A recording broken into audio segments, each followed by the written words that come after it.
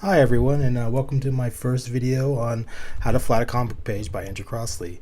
I figured I'd throw a little video up to show people who are interested in flatting how it's done. So here we go. I got this piece on the internet. It's a low resolution page, so it's usually you can usually find them anywhere just to practice on. So here I create channels and I copy and paste the channel into an alpha channel. Then I delete the RGB channel with white, and what you'll get is basically a blank channel on top of your line art. I added two line art channels on this just because the nature of the file is that it kind of grays itself out, and so when you add the two, it makes the pencils darker, so that just so the color doesn't bleed through. It doesn't really affect how the final look will be, because later on you'll actually cut and paste the black onto a layer once you start rendering it, which I plan to have a video out maybe in a week or two of the rendering of this piece, and then just show my techniques and how I do it. So here I'm using the lasso tool.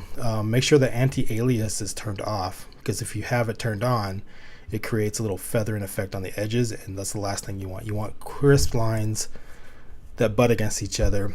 The idea is to be able to have large areas that you can select at any time during the rendering phase just to speed stuff up. So if I want to change the skin tones later on after I render it, I could just go back to the flats layer, or the flats channel I should say, and just be able to select all the skin tones at once, and then be able to just adjust what I need on the fly.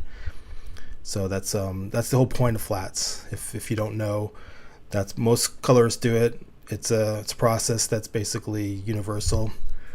Some people don't, which is great for them, but for me and the people I know, this is the best way. It just speeds up your work, make things faster. I know it seems like busy work at the beginning, but it really saves you a lot of work in the later stages, when you've got deadlines breathing down and you really need to get things done, because the editors, they want their stuff, so you got to do what you got to do. So here I'm doing the hair. It just finding the strands and where I'm going to have the breaks in the where the light's coming through. You basically just pick and choose. It's a lot of times it's pretty self-evident what where things are going to be, but sometimes you guys got to make sure that it's going to look right too. So that's kind of what the colorist does. That you kind of like the last defense when it comes to making sure pages look good. Some mistakes you got to fix yourself. Got to make the pencils look good. I know I probably just made a bunch of pencils mad, but it's true.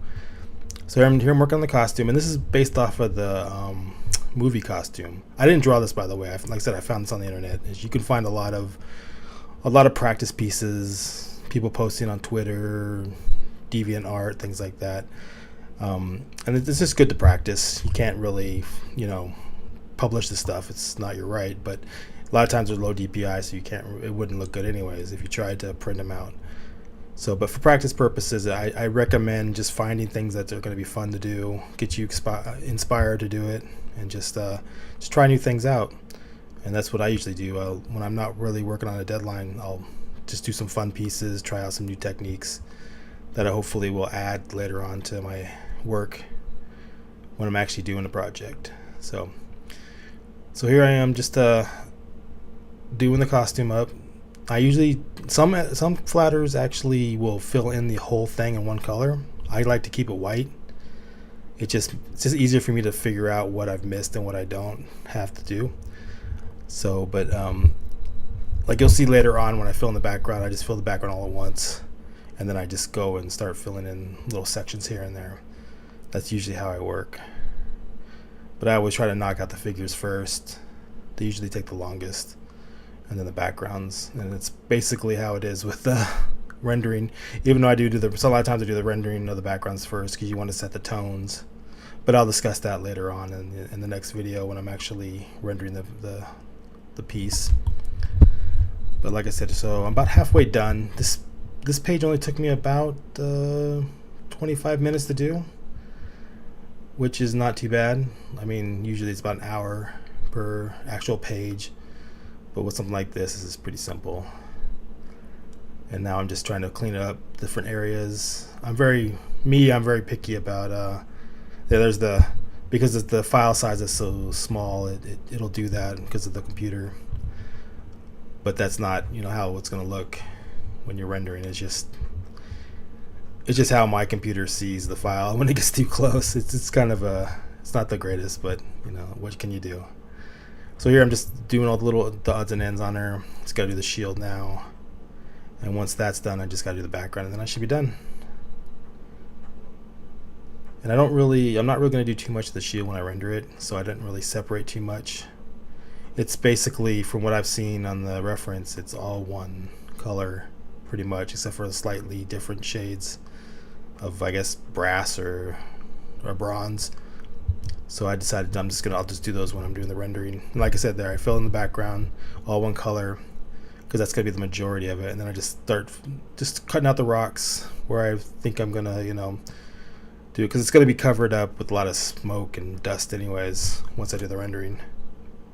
Again, like I said, I'm always thinking about how I'm gonna do the page as I'm doing it. And so in my mind right now, I'm like, oh, okay, I'm going to do the rocks, but I don't have to do a lot to them, just because I'm going to have a lot of smoke and fog and dust, and maybe there might be like an explosion nearby or something where she's fighting through. It could be the scene from the movie where she's walking through the Badlands in World War I. Who knows? I haven't quite decided yet.